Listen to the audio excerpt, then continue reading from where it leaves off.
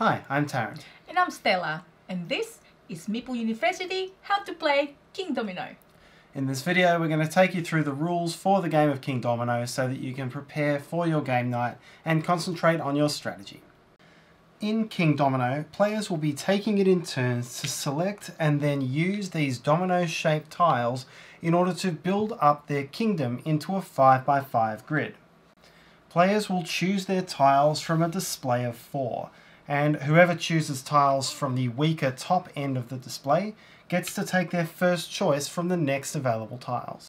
Players will gain their points by building large continuous regions of the same terrain and by putting crowns onto those regions, as each region on a player's board scores according to its size and number of crowns. The player with the highest score after all dominoes have been placed wins the game. I'm going to start by talking about the 3 and 4 player versions of the game. There are a few differences in the 2-player game which we'll cover at the end of the video. To set up the game, each player takes the castle, starting tile, and 1 king in his or her colour. There is a second king in each colour in the box, but you do not use these in a 3 or 4 player game. Shuffle up the 48 domino tiles face down, and then either put them into a pile, or place them in the tray in the game box. This can be a good place to deal your tiles from. Take the first 4 dominoes from the pile, place them face up on the table, and then arrange them into numerical order. Flip them all face up. Finally, randomize your starting turn order, and you're ready to play. In the first round of the game, in your starting turn order, each player chooses one of the available dominoes. This will be the first domino that each player puts into his or her kingdom. After the dominoes have been chosen, draw the next 4 dominoes from the pile and then once again arrange them into ascending numerical order before flipping them over. Then you begin the first normal round of the game, and every round of the game proceeds in the following manner. In the new turn order, which is run from top to bottom on the tiles that you chose at the end of the previous round, each player does the following steps. First, take and place the tile that was chosen into his or her kingdom.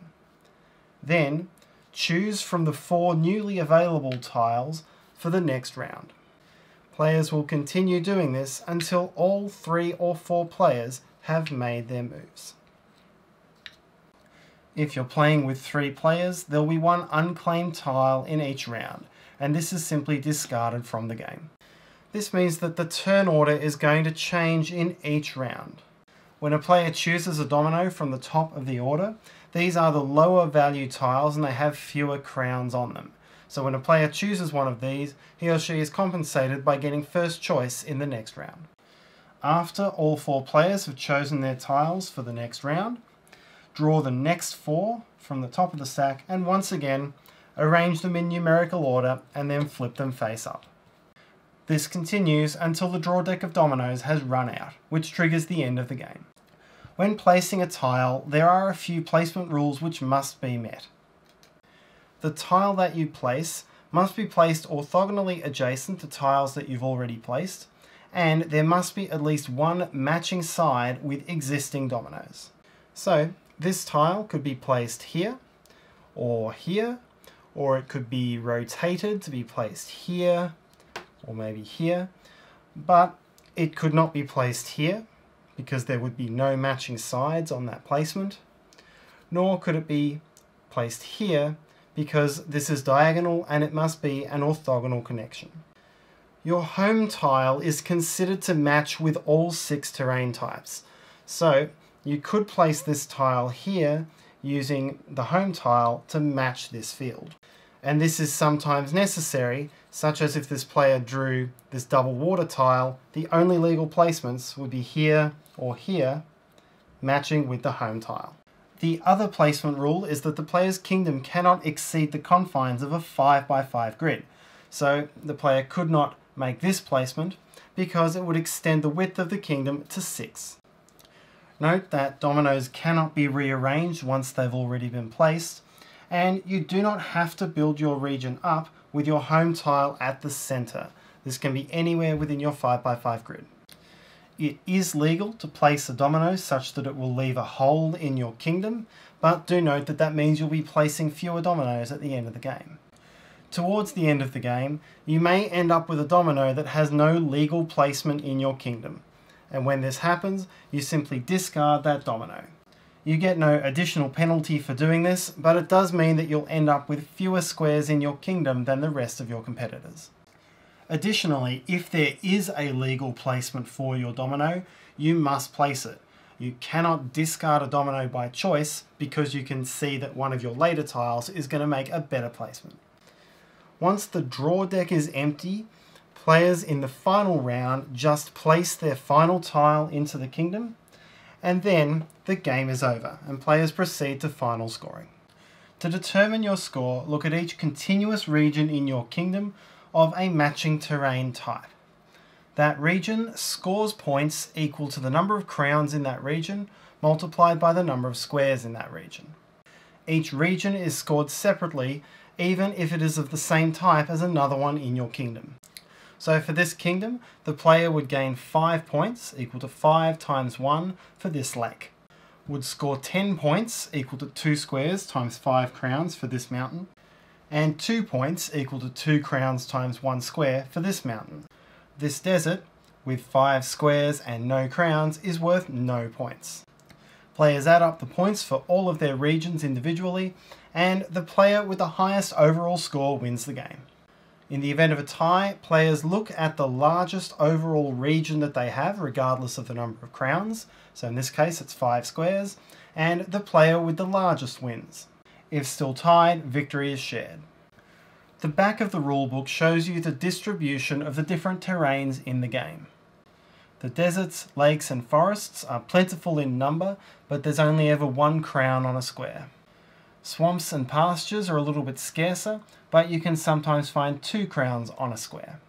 And the mountains are the scarcest of all, but there are a lot of crowns on tiles in the mountains.